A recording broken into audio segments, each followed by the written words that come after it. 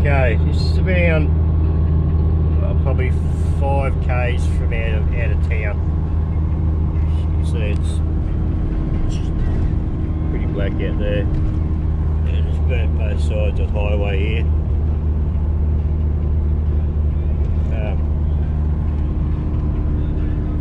Might be able to see it on camera, but as far as you can see back there, it's burnt.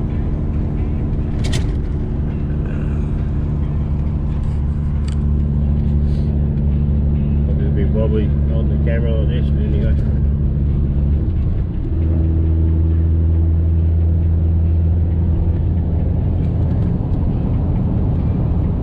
This is the first time I've been for a drive out here, so we've had it in the last day. We've had about nearly 3 mil of rain.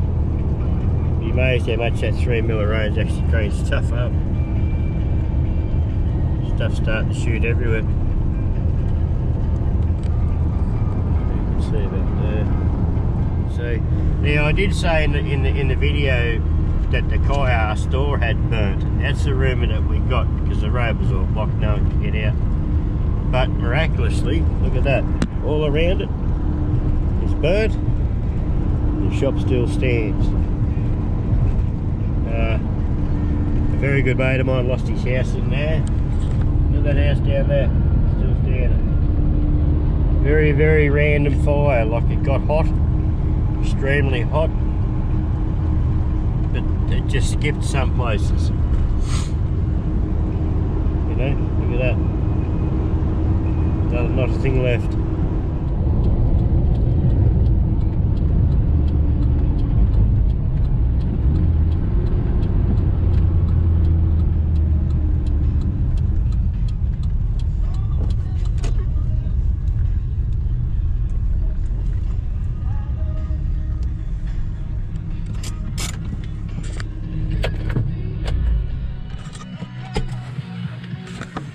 Look at here.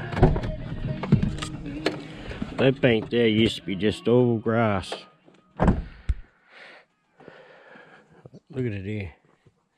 Like I'm probably be about 15 k's from home probably. And it's just swept it clean. Just incredible. This was all mulch.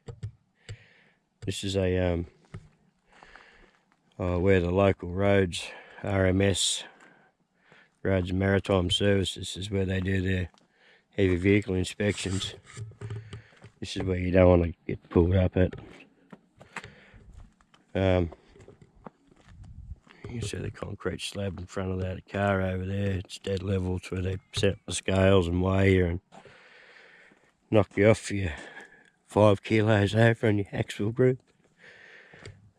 Bastards. Anyway, yeah, as you can see, look at that. It's just swept clean. And this there was an aerial shot local fella done with a drone. He went out off the bay in Eden and shot back towards the border, which is south that way. And as far as you could see, it was just brown. It was incredible. I've never seen anything like it. It was yeah, and it's still going. Like out to the west here, if you look directly out there, be 70 kilometres or more. That's burnt. So, like it's from here all the way to the Cairn Valley Highway and beyond.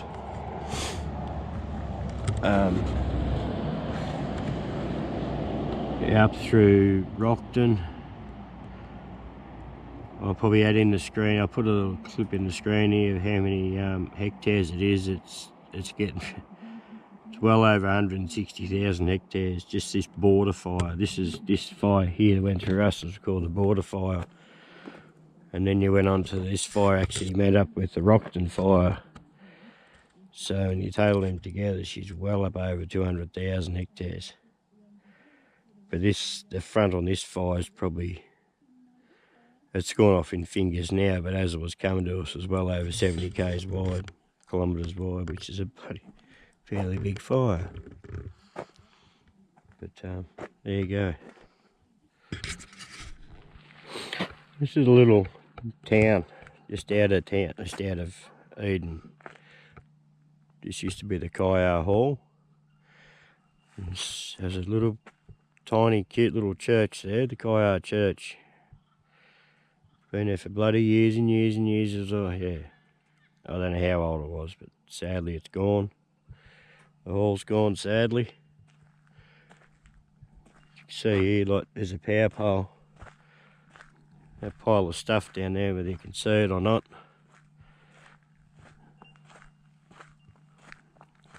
I'll show you that on the way out, but just, I know these power lines are dead through here, but you know, the power lines are still laying on the ground here.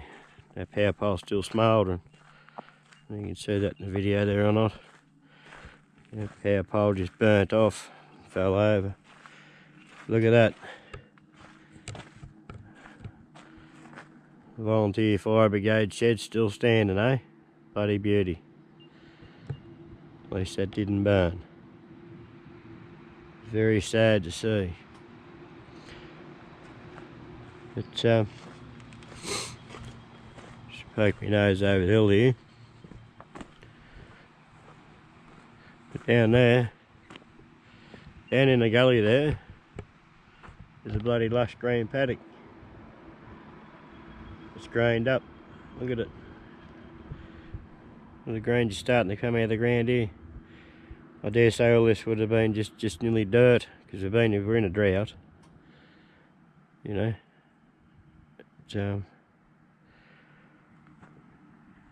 devastating, that little church. It was a cute little church. It's gone. You never see it again. That green paddock, look at it. Probably looks more green now because everything's black around it, but amazing. Utterly amazing. Look at this power pole there, how this used to be. I remember this pole used to have a little platform on top of the little substation on top there, really. Look how hot that's got. Incredibly hot. Feel sorry for a lot of these people here, this little road. More rattles than a millionaire's baby in this ute. The house there, I remember when I was working, coming in here one day and I stopped here with an excavator on the float, talking to this chap here, and he was a bloody absolute gentleman, he was. Sadly, he's got nothing left. Absolute nothing.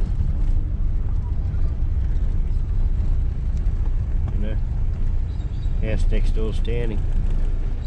It just makes you wonder how. Makes you really wonder how.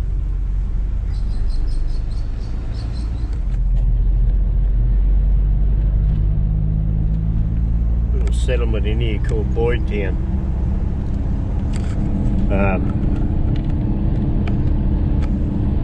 It's basically just across the bay, you'd say. Home from town.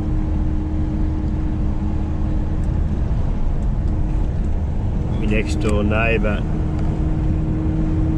his father owns a property out here, and he came out to try and save his father's property, which he did, plus 3 other houses in the meantime. So you almost class as an unsung hero, wouldn't you?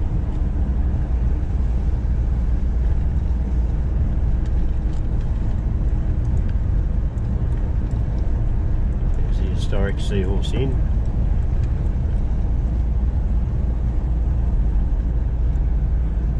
Take you up in the car park and show you. Thank goodness places like this didn't go. It's just history at its best here. It's history, if there ever is history, that's history. Old Seahorse Inn.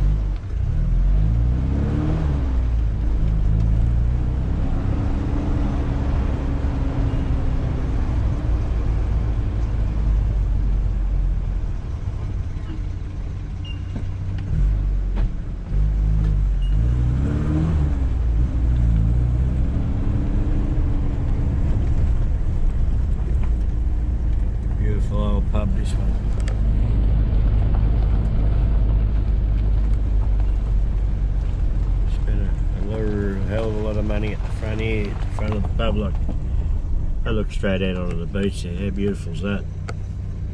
You know, that's into the bay. Take you for a walk.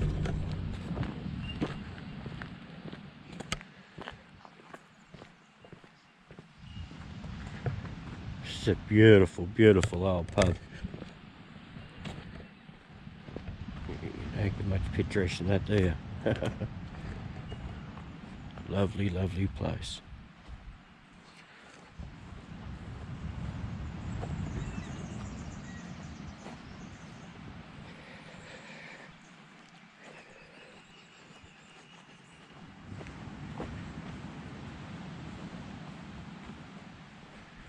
There we go, look at that, right into the bay. Straight across there's Eden. Just across the bay.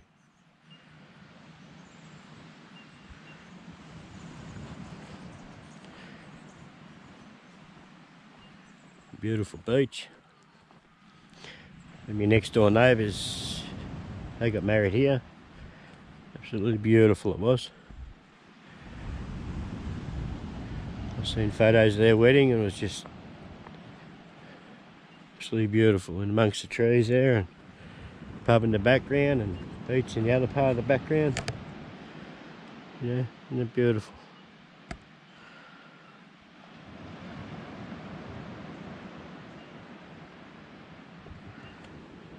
There's a pub.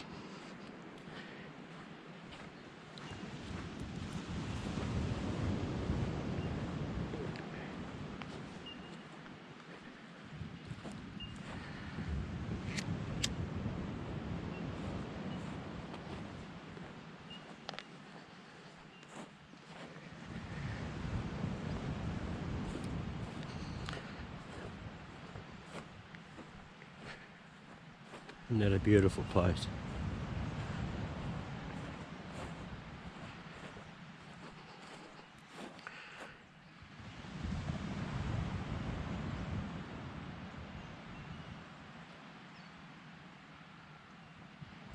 The Seahorse Inn. If you want to Google that, it's called the Seahorse Inn.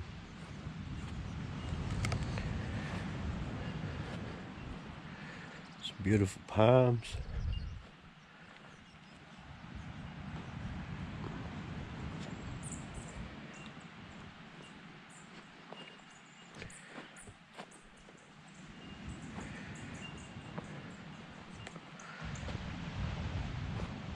And we've got Patina's restaurant.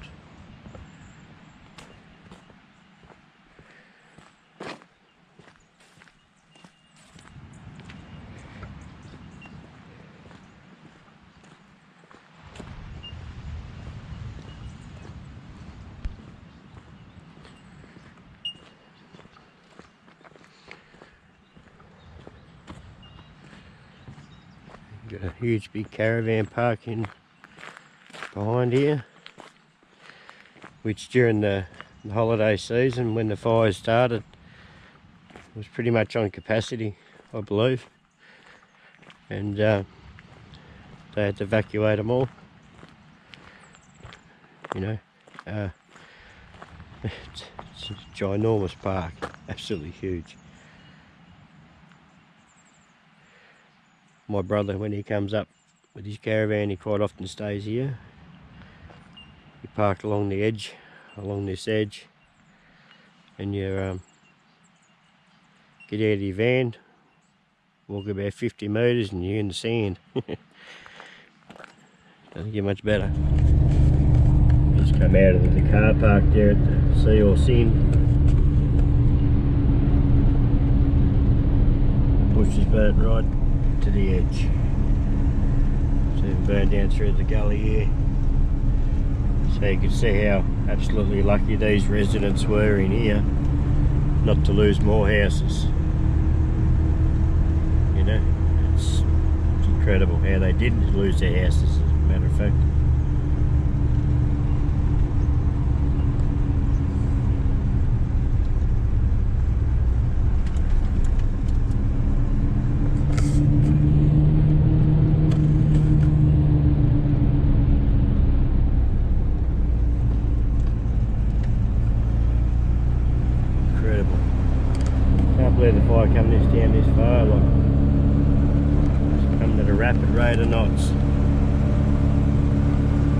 See, it's all burnt up over the back there. Burnt the fence clean down here.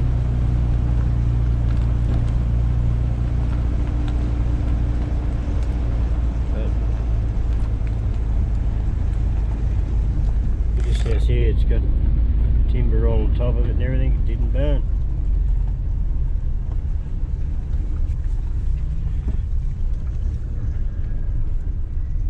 So that's how close it got.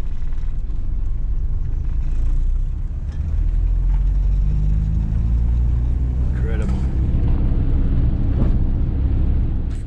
Okay, I've brought you up to a little place.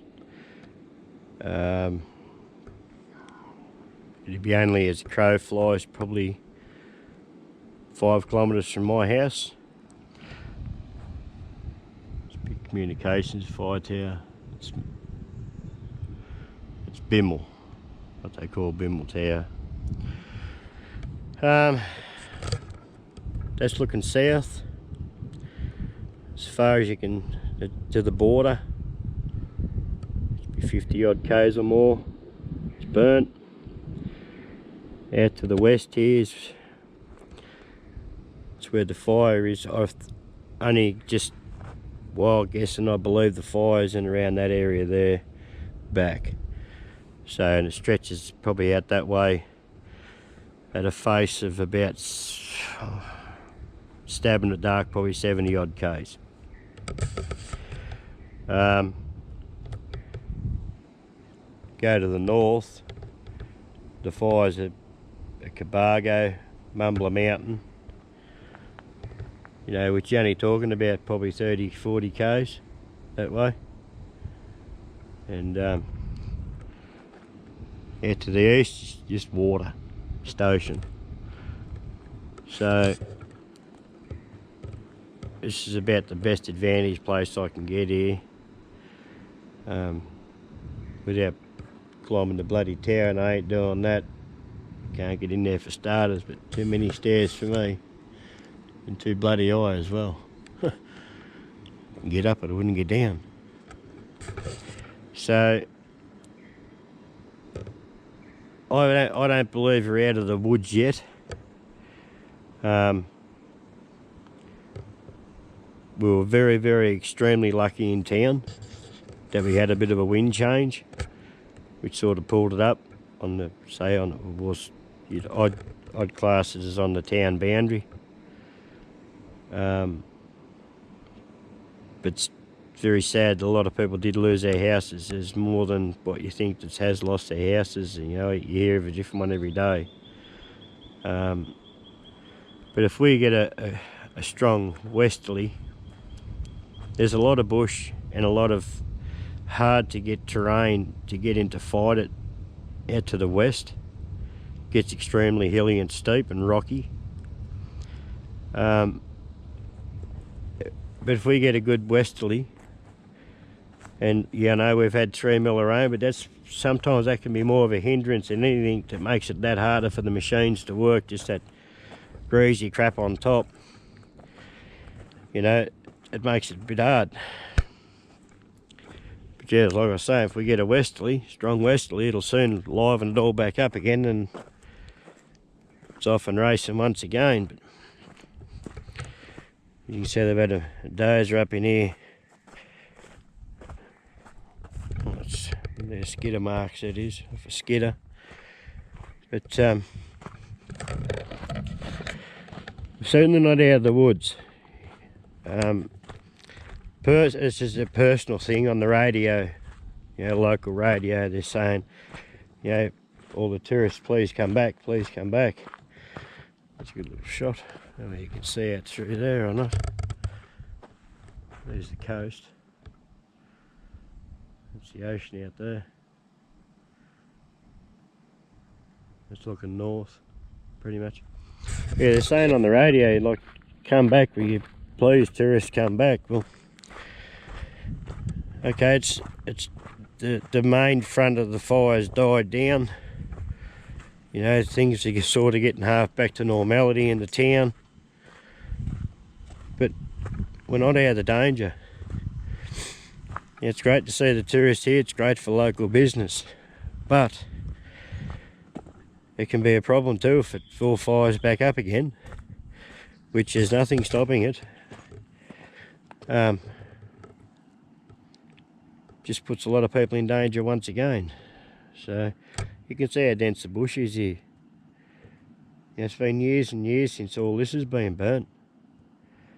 Well, this will go up like a bloody firecracker.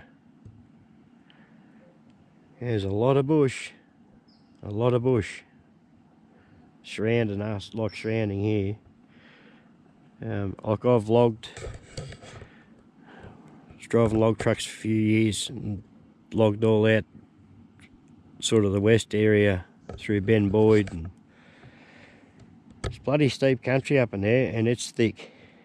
It's thick of just undergrowth, thick as yeah. Many years. I was talking to a local from little town, locality from here, about 15 odd k's from home the other day, and he said it was 1979 that had been burnt up through Sugarloaf and Ben Boyd. 79 to now, to 2020, is a lot of bloody, there's a lot of growing happening in that time. But yeah.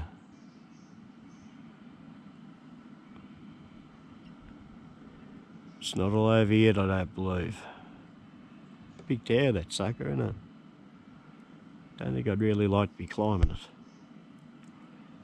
Don't think me new knee would really appreciate it either. It's a lot of steps when you look at that ladder. There's a lot of little satellite-y things hanging off it too. She's nearly full. This is it's where our TV comes from and all sorts of stuff, phones. Yeah. Anyway, there you go, guys. I just thought I'd chase around a bit. I personally don't like videoing people's places that have, had it's been burnt out. It's sad. It really is sad. But I just showed you a couple, so you know it's fair income. It's fires. It's a part of nature, I know. But if they done a little bit more back burning and sort of didn't lock it up and let people log it and burn it regularly, well, you won't have this major disaster. That's only my personal opinion. It's my view. I'm from a logging history background and logging in sawmills. Been around it all my life. And 40,000 years ago, the Aboriginals used to burn every year. They'd burn in circles. They never had a problem. They didn't have cigarette lighters or helicopters or dozers or anything to fight it or whatever, but they never got in trouble because they'd done it regularly. And sadly, that doesn't happen now. Anyway, there you go.